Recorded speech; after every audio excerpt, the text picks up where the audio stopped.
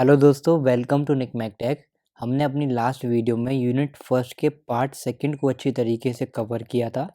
आज की वीडियो में हम लोग पार्ट थर्ड को अच्छी तरीके से कवर करेंगे। आज की वीडियो में हम लोग जितनी भी योजनाएं हैं हमारी, जो भी प्रधानमंत्री ने किसानों के लिए योजनाएं निकाली हैं और हमारी यूनिट फर्स्ट में ज़रूरी हैं, जो मैंने लास्ट वीडियो में आपको क्वेश्चन बताया था ना, उस वाले क्वेश्चंस के आंसर्स आज की वीडियो में हम लोग देखेंगे। तो सबसे पहले हमारे पास जो क्वेश्चन है दोस्तों, वो है एक्सप्लेन प्रधानमंत्री फसल बीमा योजना। कौन सी योजना दोस्तों? प्रधानमंत्री फसल बीमा योजना। तो ये योजना दोस्तों किसानों के लिए निकाली थी। अब इस योजना में क्या क्या डिस्कशन था, क्या फ़ायदे थे किसानों के लिए, उनके बारे में हम लोग देखते हैं। तो दोस्तों हमारी टोटल 6 योजनाएं हैं और 6 में से एक ना एक योजना हमसे एग्ज़ाम में ज़रूर पूछी ही जाएगी। तो सबसे पहले इस योजना को देखते हैं हम लोग। प्रधानमंत्री फसल बीमा योजना में दोस्तों बात क्या थी? इन्होंने क्या किया था, गवर्नमेंट ने किसानों के लिए एक स्कीम निकाली थी।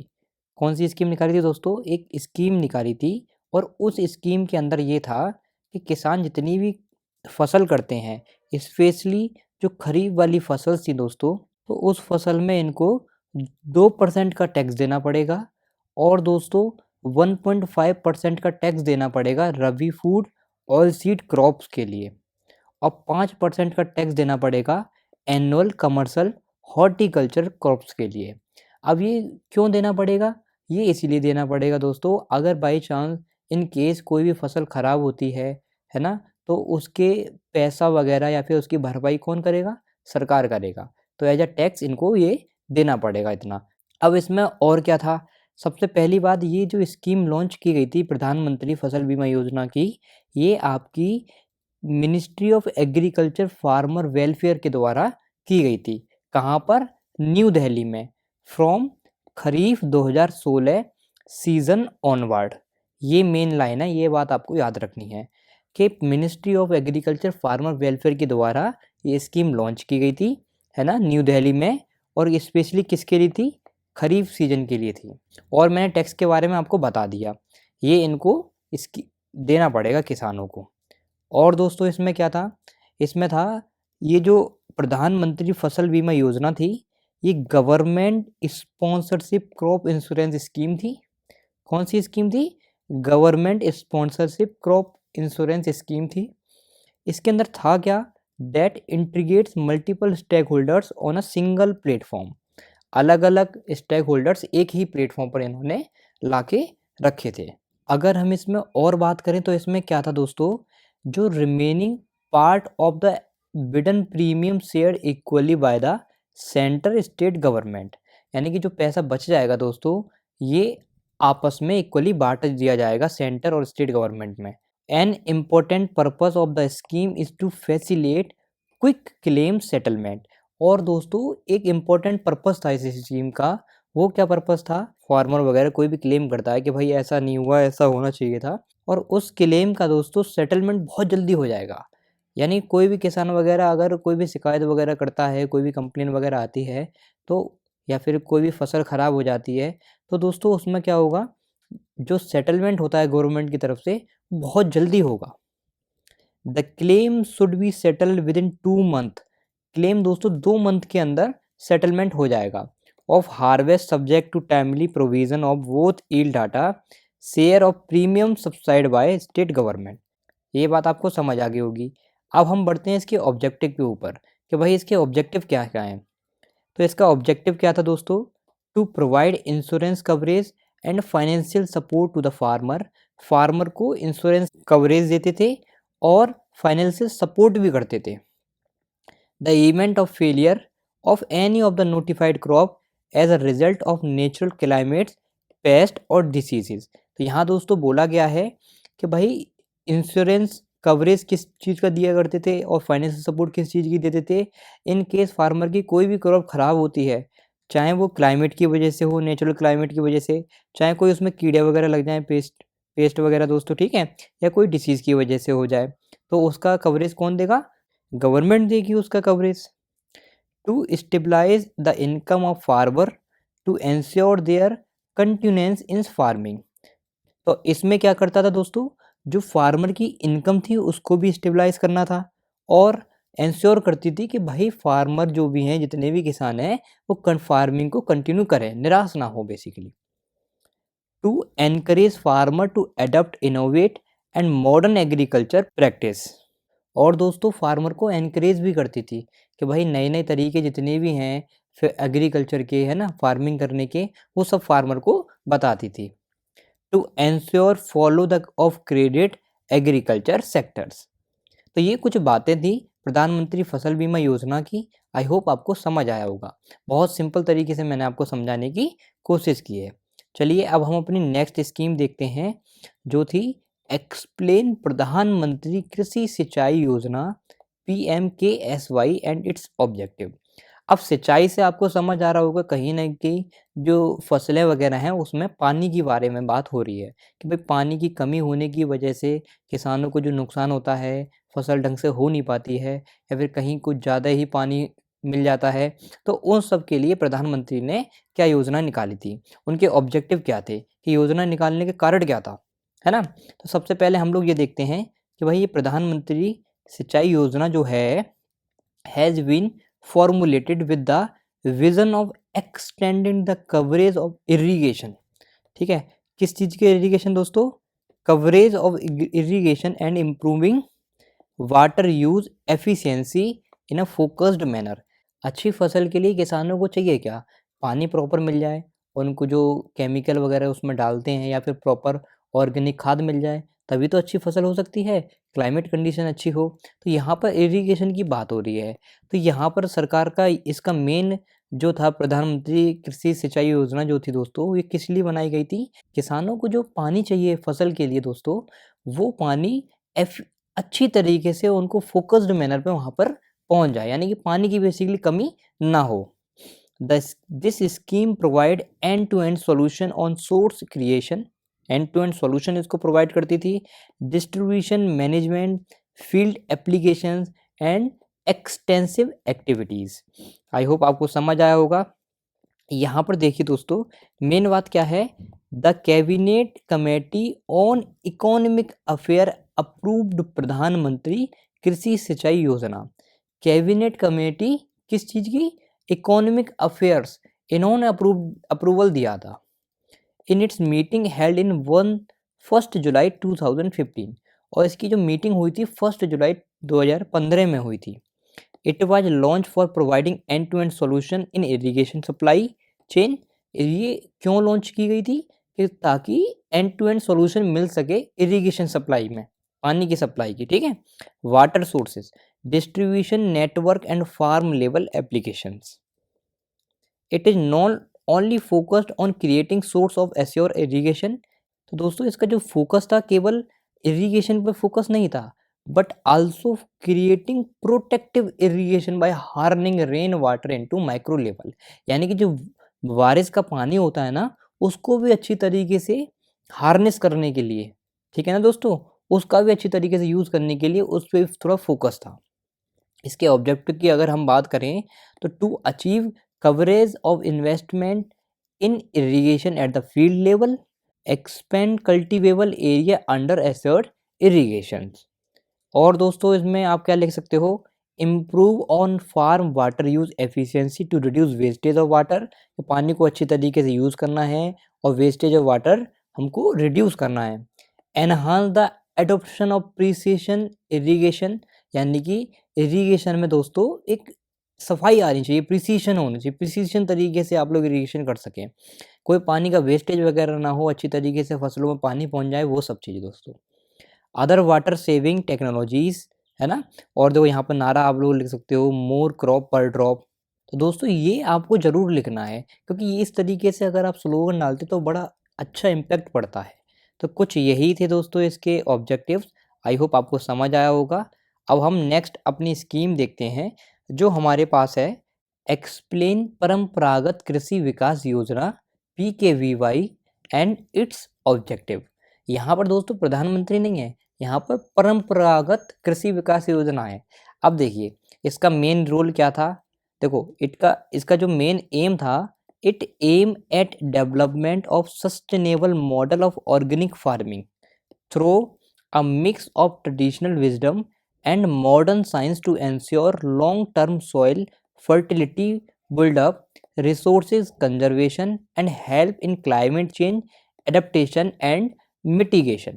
तो दोस्तों यहाँ पर बोला गया है, इसका जो मेन एम था वो था ऑर्गेनिक फार्मिंग पर, कि भाई पुराने लोग जो क्या करते थे फार्मिंग वगैरह के लिए, किसान खाद वगैरह का यूज़ करते थे, ठीक है, और कुछ मॉडर्न टेक्नोलॉजी आज के टाइम पे आ गई है, यूरिया वगैरह डालते हैं। तो इन दोनों का क्या है, एक अच्छी तरीके से एंश्योर करके रखना है। इसका मेन गोल यही था कि भाई जो किसान वगैरह हैं ऑर्गेनिक फार्मिंग पे भी ध्यान दें, है ना, और उन दोनों का अच्छी तरीके से बिल्डअप कर सकें बेसिकली। और दोस्तों हेल्प इन क्लाइमेट चेंज, अगर कोई क्लाइमेट चेंज आ रहा है उसका एडेप्टेशन किस तरीके से करना है, उसमें भी हेल्प करना। तो इसका मेन एम ये था। परंपरागत कृषि विकास योजना इज सब component of soil health management, है ना, किसका था दोस्तों, सॉइल हेल्थ मैनेजमेंट। यानी कि बेसिकली इसका मेन एम यही था कि भाई किसानों के लिए जो ज़मीन है उसको किस तरीके से अच्छी तरीके से उपजाऊ बनाया जा सके, ऑर्गेनिक फार्मिंग पे थोड़ा ध्यान दिया जाए, है ना, उन सब चीज़ों का। अगर कोई भी क्लाइमेट चेंज हो रहा है तो उसको किस तरीके से एडेप्टेशन वगैरह करना है, प्रॉपर रिसोर्सेज उनको मिलने चाहिए, उन सब का ध्यान रखना। Scheme under national mission of sustainable agriculture, और जो स्कीम थी किसके अंडर थी, national mission of sustainable agriculture, ठीक है। ये 2 पॉइंट आप लोग लिख सकते हो। और अगर आप लिखना चाहते हो इसमें, it primarily aim to increase soil fertility and thereby help in production of healthy food through organic pesticides without the use of agrochemicals. तो दोस्तों इसका मेन एम क्या था, सॉइल की फर्टिलिटी को बढ़ाना। अब किस तरीके से बढ़ा सकते हैं, ऑर्गेनिक पेस्टिसाइड का यूज़ करें और एग्रोकेमिकल का यूज़ ना करें, ठीक है। ऑर्गेनिक पेस्टिसाइड का यूज़ करके जो तुम्हारी सॉइल की फर्टिलिटी है उसको इंक्रीज करना, ताकि जो हेल्दी फूड का प्रोडक्शन अच्छी तरीके से हो सके, ये इसका मेन एम था। PKVY also aim to empowering farmer through institutional development through cluster approach, ये भी आप लोग लिख सकते हो। नेक्स्ट अगर आप इसमें देखे जाए, आप लोग ये लिख सकते हो, PKY train farmer in farm practice management, farmer को ट्रेन भी करते थे, input production, quality assurance, value addition किस तरीके से करनी है, क्वालिटी एश्योरेंस किस तरीके से करना है ना, प्रोडक्शन में इनपुट किस तरीके से आपको देना है, direct marketing through innovative mean, basically farmer को ट्रेन भी करती थी। इसका ये भी एक एम था दोस्तों। और यहाँ पर लिख सकते हो दोस्तों, participatory guarantee system India programme is the key approach for quality assurance under the PKVY। तो वही चीज़ फार्मर को अच्छी तरीके से एजुकेट करना कि भाई आप लोग ऐसे कर सकते हो, है ना, किस तरीके से वैल्यू एडिशन की जाए, वो सब ये इसके अंदर आता है। The farmer have option to adopt any form of organic farming in compliance of PGS India standards. यानी कि दोस्तों इसका अगर मैं शॉर्ट में आपको बता दूं, ये PKVY है, इसमें क्या था, जो सरकार ने योजना चलाई थी, ये इसलिए योजना चलाई थी कि किसान वगैरह हैं वो ऑर्गेनिक फार्मिंग पे ज़्यादा ध्यान दें, ताकि जो फूड वगैरह जो भी क्रॉप वगैरह हो, जितनी फसल वगैरह हो दोस्तों, वो हेल्दी हो सके, ठीक है। और क्लाइमेट कंडीशन किस तरीके से उसको एडेप्टेशन करना है, बेसिकली फार्मर को ट्रेन करती थी कि आप लोग ऑर्गेनिक फार्मिंग पे ही ध्यान दो और अपनी सॉइल की पहले फर्टिलिटी अच्छी तरीके से करें, ताकि जो क्रॉप हो वो हेल्दी हो, अच्छी हो, है ना। और उनको नए नए तरीके भी सिखाती थी कि भाई क्वालिटी एश्योरेंस क्या है, वैल्यू एडिशन आपको किस तरीके से करनी है, डायरेक्ट मार्केटिंग किस तरीके से आपको करनी है ना, वो सब चीज़ों के बारे में। अगर मैं ऑब्जेक्टिव की बात करूँ तो प्रमोट ऑर्गेनिक फार्मिंग, इसके ऑब्जेक्टिव क्या है, ऑर्गेनिक फार्मिंग को प्रमोट करना among rural youth, farmers, consumer, traders, है ना, और disseminate latest technology in organic farming, organic farming में लेटेस्ट टेक्नोलॉजी का यूज़ किस तरीके से करना है, utilise the service of expert from public agriculture research system in India, organise a minimum 1 cluster demonstration in a village. ये कुछ इसके ऑब्जेक्टिव थे। आई होप आपको समझ आया होगा, बहुत अच्छी तरीके से आपको समझ आ गया होगा। बेसिकली पूरा जो फोकस था वो ऑर्गेनिक फार्मिंग के ऊपर ही था, ठीक है। अब हम नेक्स्ट क्वेश्चन देखते हैं। नेक्स्ट क्वेश्चन हमारे पास है, explain rain fed area development programme RADP and its objective. Rain fed area development programme basically था क्या? देखो, rainfed area development programme was launch in year 2011-12। 2011 और 12 में लॉन्च हुआ था एज अ सब स्कीम अंडर राष्ट्रीय कृषि विकास योजना। कौन सी दोस्तों? राष्ट्रीय कृषि विकास योजना में। बेसिकली ये जो लॉन्च हुई थी आपकी रेनफील्ड डेवलपमेंट प्रोग्राम, ये 2011-2012 में हुआ था और किसके अंडर? राष्ट्रीय कृषि विकास योजना के अंडर। इसका जो मेन एम था, improving quality of life of farmer, farmer की लाइफ की क्वालिटी को इम्प्रूव करना, specially small and marginal farmers. और कैसे इम्प्रूव करना? By offering a complete package of activity to maximise farm return, कि भाई किस तरीके से आप लोग मैक्सिमम ज़्यादा से ज़्यादा अपनी फार्मिंग से पैसे कमा सकते हो, है ना, उस पर ध्यान रखना। RADP focus on integrating farming system for enhancing productivity. एक इसका फोकस क्या था? इंटीग्रेटिंग फार्मिंग सिस्टम पर फोकस था, ताकि प्रोडक्टिविटी को एनहांस किया जाए, ज़्यादा से ज़्यादा बढ़ाया जा सके, मिनिमाइज रिस्क कम कर सके, एसोसिएट विद क्लाइमेट वेरिएबिलिटीज़, यानी कि जितनी भी क्लाइमेट की वजह से कोई कमियां वगैरह रह जाती हैं, नुकसान वगैरह हो जाता है, उन सबको नेगलेक्ट कर सके, या फिर उन सबके साथ बेसिकली अपनी फार्मिंग को किस तरीके से आपको एनहांस करना है, प्रोडक्टिविटी को किस तरीके से एनहांस करना है ना, उस सब पे मेन फोकस था इसका। अगर मैं इसके ऑब्जेक्टिव की बात करूं, increasing agriculture productivity of rainfed areas in a sustainable manner by adopting appropriate farming system based. अगर हम इसकी एम की बात करें दोस्तों, तो यहाँ पर क्या था कि भाई अपनी प्रोडक्टिविटी को आप लोगों को किस तरीके से बढ़ाना है रेनफीड एरिया के अंदर। तो इन्होंने क्या किया था, कुछ अप्रोचेस थी, किसानों को अच्छी तरीके से बताया भाई आप लोग ये अप्रोच इस्तेमाल करके अपनी जो फार्मिंग है, प्रोडक्टिविटी है, उसकी बढ़ा सकते हो। ठीक है। To minimise the adverse impact possible crop failure, जितनी भी क्रॉप की फेलियर हो जाती थी उसको कम से कम करना, कि भाई फेलियर ना हो। ड्यू टू ड्रॉट की वजह से जो फेलियर आ रहा है उसको कम करना, है ना। फूड और uneven rainfall distribution throughout diversity and composite farming system. समझ आया आपको कि भाई जो बिना बात पे बारिश हो रही है, सूखा पड़ने की वजह से क्रॉप खराब हो जाती है, कहीं कहीं ज़्यादा बारिश पड़ जाती है, उस वजह से क्रॉप में फेलियर आ जाती है दोस्तों। तो उन सबको बेसिकली कम करना, ये इनका एम था, ये इसके ऑब्जेक्टिव थे। एनहांसमेंट ऑफ फार्मिंग इनकम को बढ़ाना and livelihood support for reduction of poverty in rainfed area, कि भाई रेनफीड एरिया में गरीबी को कम करना, है ना, किस तरीके से उसमें सपोर्ट करना, तो वो सब इनका मेन ऑब्जेक्टिव थे। आई होप आपको समझ आया होगा।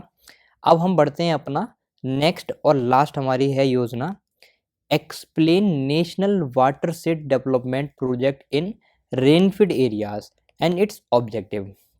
अब देखिए, the scheme of national watershed development project for rainfed areas was launch in 1990 1991 1990 और 1991 में ये लॉन्च हुई थी। अब इसमें था क्या? National watershed development project in rainfed areas is special central assistance programme. कौन सा असिस्टेंट प्रोग्राम था? स्पेशल सेंट्रल असिस्टेंट प्रोग्राम था for the benefit of cultivators families living below poverty line, यानी बिलो पॉवर्टी लाइन के नीचे जो families रह रही हैं दोस्तों, उनके बेनिफिट्स के लिए ये स्कीम बनाई गई थी। National watershed development project in rainfed areas focus on the field activities for uplifting the land use pattern of the area, कि भाई लैंड यूज पैटर्न को अपलिफ्ट करना एरिया के, इसका मेन फोकस वहाँ पर था कि भाई जितनी भी फील्ड एक्टिविटीज़ हैं उनके ऊपर। डेवलपमेंट ऑफ लैंड का डेवलपमेंट करना, वाटर रिसोर्सेज का डेवलपमेंट बेसिकली। ठीक है।